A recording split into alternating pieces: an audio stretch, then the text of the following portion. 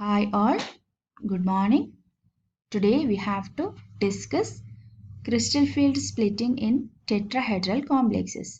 The previous classes we already discussed the splitting in octahedral complexes and splitting and the crystal field stabilization energy we calculated and also the factor which affect the crystal field splitting are also discussed. And ഇന്ന് നമുക്ക് splitting in ടെട്രഹൈഡ്രൽ complex discuss ചെയ്യാം. Okay, അപ്പോൾ ഒക്ടഹൈഡ്രൽ കോംപ്ലക്സസിൽ എങ്ങനെയാണോ splitting നടന്നത് അതിൻ്റെ just reverse ആയിട്ടാണ് ടെട്രഹൈഡ്രൽ കോംപ്ലക്സസിൽ splitting നടക്കുന്നത്. ആദ്യം നമുക്ക് ടെട്രഹൈഡ്രൽ കോംപ്ലക്സിൻ്റെ സ്ട്രക്ചർ എന്താണ്, എങ്ങനെയാണ് അതിലൊരു ലിഗാൻഡ് അപ്രോച്ച് ചെയ്യുമ്പോൾ സ്പ്ലിറ്റിംഗ് സംഭവിക്കുന്നത് എന്നുള്ളത് നോക്കാം. Okay, this is the structure for a tetrahedral complexes. In this, 4 ligands are approaches at the 4 corners of a cube, and here the coordinates x, y and z coordinates are lie in between these ligands. But in octahedral complexes, the ligands are approaches through the axis. Okay, അത് പറഞ്ഞത് ഓർമ്മയില്ലേ? ഒക്ടഹൈഡ്രൽ കോംപ്ലക്സസിന്റെ കേസിൽ ligand approach ചെയ്തിരിക്കുന്നത് ആക്സിസിൽ കൂടിയായിരുന്നു. Okay, അപ്പം നമുക്കറിയാം ligand metal ഓർബിറ്റലിലേക്ക് approach ചെയ്യുന്ന സമയത്ത് ലിഗാൻഡിലുള്ള ഇലക്ട്രോൺസും അതേപോലെ തന്നെ മെറ്റൽ ഔട്ടർ ഡി ഓർബിറ്റൽസിലുള്ള ഇലക്ട്രോൺസും തമ്മിൽ ഒരു റിപ്പൽഷൻ നടക്കുന്നുണ്ട്. ലിഗാൻഡിലുള്ള ലിഗാൻഡ് എന്ന് പറയുന്നത് ഒന്നുകിൽ ലോൺ പെയർ ഓഫ് ഇലക്ട്രോൺസ് ആയിരിക്കും, അല്ലെങ്കിൽ നെഗറ്റീവ്ലി ചാർജ്ഡ് അയോൺസ് ആയിരിക്കും.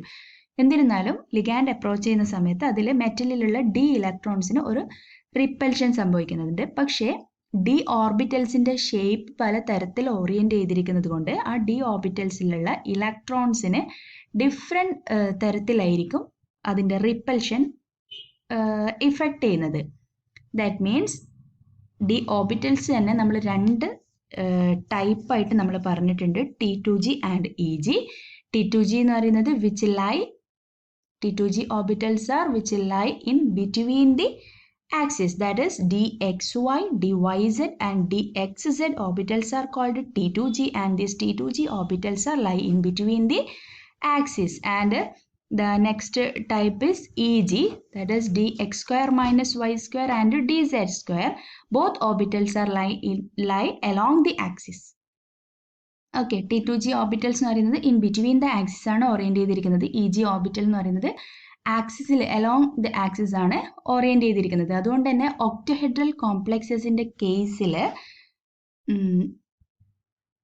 ഒക്ടഹെഡ്രലിന്റെ കേസിൽ ലിഗാൻഡ് അപ്രോച്ച് ചെയ്യുന്നത് ത്രൂ ദി ആക്സിസ് ആണ്. So axial orbitals like dx square minus y square and dz square, that is the EG orbitals ആണ് റിപ്പൽഷൻ കൂടുതൽ സംഭവിക്കുന്നത്. ഏത് ഓർബിറ്റൽസിനാണോ റിപ്പൽഷൻ കൂടുതൽ സംഭവിക്കുന്നത് ആ ഓർബിറ്റൽസിന്റെ എനർജി ഇൻക്രീസ് ചെയ്യും. റിപ്പൽഷൻ സംഭവിക്കുക എന്ന് പറയുന്നത് സ്റ്റെബിലിറ്റി കുറയുക, that means energy increases. That is EG orbitals, the energy of EG orbital is rises and the energy of T2g orbital is lowers.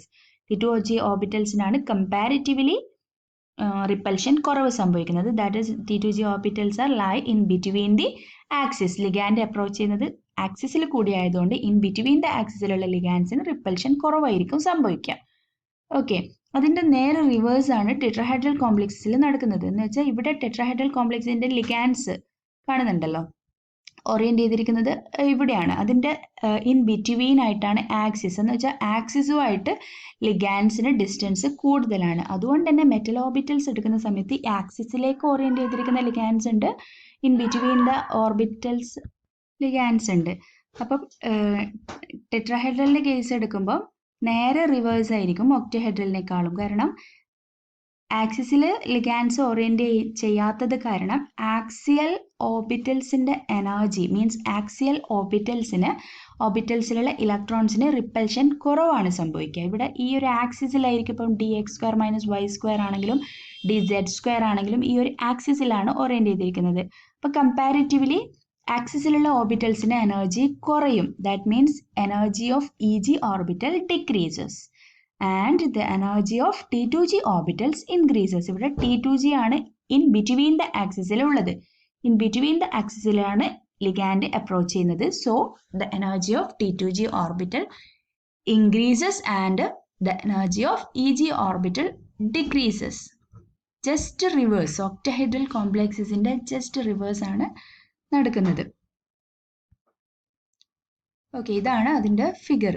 That means energy ലെവലാണ് d orbitals in the case of free ion. പിന്നെ ഈ ഒരു D orbitals എന്ന് പറയുന്നത് degenerate തന്നെ, പക്ഷേ free അയോണിനേക്കാളും energy കൂടുതൽ കാണിക്കുന്നത് average energy of D orbitals in spherical crystal field. അത് ഉദ്ദേശിക്കുന്നത് ലിഗാൻഡ് അപ്രോച്ച് ചെയ്യുമ്പോൾ നമ്മൾ ഈ മെറ്റൽ ഓർബിറ്റൽസിന്റെ ഷേപ്പും അതേപോലെ തന്നെ ലിഗാൻഡ് ഓറിയന്റ് ചെയ്യുന്ന അപ്രോച്ച് ചെയ്യുന്നതിന്റെ ഡയറക്ഷൻ ഒക്കെ നോക്കിയിട്ടാണ് ഈ ഒരു സ്പ്ലിറ്റിംഗ് നമ്മൾ പറയുന്നത്. അതൊന്നും കൺസിഡർ ചെയ്യാതെ തന്നെ ഒരു ലിഗാൻഡ് മെറ്റലിലേക്ക് അപ്രോച്ച് ചെയ്യുമ്പം ഓട്ടോമാറ്റിക്കലി മെറ്റലിലുള്ള ഡി ഓർബിറ്റൽസിന് റിപ്പൽഷൻ, എല്ലാ ഡി ഓർബിറ്റൽസിന്റെ ഇലക്ട്രോൺസിനും റിപ്പൽഷൻ സംഭവിക്കുന്നുണ്ട്. അപ്പൊ എല്ലാ ഡി ഓർബിറ്റൽസിന്റെ എനർജിയും ടോട്ടലി കൂടുന്നുണ്ട്. ഓക്കെ, എന്നിട്ട് അതിൽ നിന്നാണ് നമ്മൾ ഈ ഒരു ഓറിയന്റേഷൻ വെച്ചിട്ട് T2gയുടെ എനർജി കൂടുന്ന അല്ലെങ്കിൽ ഇ.ജിയുടെ എനർജി കുറയുന്നത് പറയുന്നത്. പക്ഷെ എന്നിരുന്നാലും ഫ്രീ അയോണിനേക്കാളും എനർജി കൂടുതൽ തന്നെ ആയിരിക്കും ഇ.ജി ഓർബിറ്റൽസിന്. But spherical ligand field, that means അതിന്റെ ഓറിയന്റേഷൻ ഒന്നും കൺസിഡർ ചെയ്യാതെ അതിനേക്കാളും കുറവ് എന്ന് മാത്രമേ പറയാൻ പറ്റുള്ളൂ. ഒരു ഫ്രീ ആയിരിക്കുന്ന മെറ്റൽ ഡി ഓർബിറ്റൽസിനേക്കാളും എന്നിരുന്നാലും എനർജി ഓഫ് ഇ.ജി ഓർബിറ്റൽസിനും കൂടുതൽ തന്നെയായിരിക്കും. ഓക്കെ, ആ ഒരു ഇതാണ് ഇവിടെ കാണിക്കുന്നത്. എന്ന് വെച്ചാൽ സ്ഫെറിക്കൽ ലിഗാൻഡ് ഫീൽഡ് വരുന്ന സമയത്ത് കംപ്ലീറ്റ് ഡി ഓർബിറ്റൽസിന്റെ എനർജിയും നോൺ ഡീജനറേറ്റ് മീൻസ് സ്പ്ലിറ്റ് ചെയ്യാത്തതിനാണ് നോൺ ഡീജനറേറ്റ് അറിയുന്നത്. ഡീജനറേറ്റ് എന്ന് പറയുന്നത് ഡീജനറേറ്റ് ആയിരിക്കും. നെക്സ്റ്റ് നമ്മൾ അതിന്റെ ഓറിയന്റേഷനും കൂടി കൺസിഡർ ചെയ്യുമ്പോഴാണ് T2gയുടെ എനർജി കൂടുകയും ഇ.ജിയുടെ എനർജി കുറയുകയും ചെയ്യുന്നതെന്ന് പറയുന്നത്. പിന്നെ ഇവിടെ നമ്മൾ നേരത്തെ പറഞ്ഞതുപോലെ തന്നെ ഇ.ജിയുടെ എനർജി എന്ന് പറയുന്നത് 0.6 ഡെൽറ്റ ഒ ആയിരുന്നു നേരത്തെ കൂടിയത്, 0.6. അതേപോലെ T2gയുടെ എനർജി 0.4 ഡെൽറ്റ ഒ ആയിരുന്നു കുറഞ്ഞിരുന്നത്. അതേ എമൗണ്ട് തന്നെയാണ് ഇവിടെ 3/5 2/5 എന്ന് എഴുതിയത് കൊണ്ട് കൺഫ്യൂഷൻ വേണ്ട. 3/5 എന്ന് പറയുന്നത് 0.6 ആണ്. 3/5 എന്ന് പറയുന്നത് 0.6ഉം 2/5 എന്ന് പറയുന്നത് 0.4ഉം ആണ്. നമുക്ക് വേണമെങ്കിൽ ഇങ്ങനെയും എഴുതാന്ന് കാണിക്കാൻ വേണ്ടിയിട്ടാണ് 3/5 2/5 എന്ന് കൊടുത്ത്. ചില ടെക്സ്റ്റിലൊക്കെ നിങ്ങൾക്ക് അങ്ങനെയാണ് കാണാൻ പറ്റുക, 3/5 2/5 എന്ന് പറഞ്ഞിട്ടാണ് കാണാൻ പറ്റുക. പക്ഷെ 0.6 0.4 എന്നൊക്കെ പറഞ്ഞിട്ടാണ് നമ്മൾ CFSE സാധാരണ കാൽക്കുലേറ്റ് ചെയ്യല്. രണ്ടും സെയിം തന്നെ. ഓക്കെ, അത് രണ്ടെങ്ങനെ നിങ്ങൾക്ക് ടെക്സ്റ്റിൽ കാണാൻ പറ്റും. ഓക്കെ, ഒക്ടഹെഡ്രലിന്റെ കേസിൽ നമ്മൾ സ്പ്ലിറ്റിംഗ് കാണിച്ചിരിക്കുന്നത് ഡെൽറ്റ ഒ എന്നാണ്. Delta O means that O meant for octahedral. ഇവിടെ നമ്മൾ ഡെൽറ്റ ടി എന്നാണ് പറയുന്നത്, delta T, that is tetrahedral, splitting in tetrahedral. പിന്നെ ഒരു കാര്യം ഇവിടെ തെറ്റിയിട്ടുള്ളത് T2g ഇ.ജി എന്ന് കൊടുത്തിട്ടുണ്ട്. പക്ഷെ അങ്ങനെ പറയാൻ പറ്റില്ല. കാരണം നമ്മൾ ജി ടേം, ജെറാഡ് അൺജെറാഡ് എന്ന് പറയുന്ന ടേം ഉപയോഗിക്കുന്നത് ആ പോയിന്റ് ഗ്രൂപ്പിൽ ഇതിൻ്റെ സിമ്മെട്രി വെച്ചിട്ടാണ്. എന്നുവെച്ചാൽ സെൻട്രലിൽ നിന്ന് എല്ലാ ഭാഗത്തേക്കുള്ള സിമ്മെട്രി മീൻസ് അതിൻ്റെ ഒരു ഫേസ് ചേഞ്ച്. അത് നിങ്ങൾ ഗ്രൂപ്പ് തിയറി ഒക്കെ പഠിക്കുമ്പോൾ അതിൻ്റെ ഡീറ്റെയിൽ ആയിട്ട് നിങ്ങൾ പഠിക്കാം.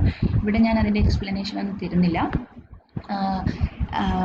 സിമ്മെട്രിക് ആണെങ്കിലാണ് ജി ടേം, ജെറാഡ് ടേം ഉപയോഗിക്കുന്നത്.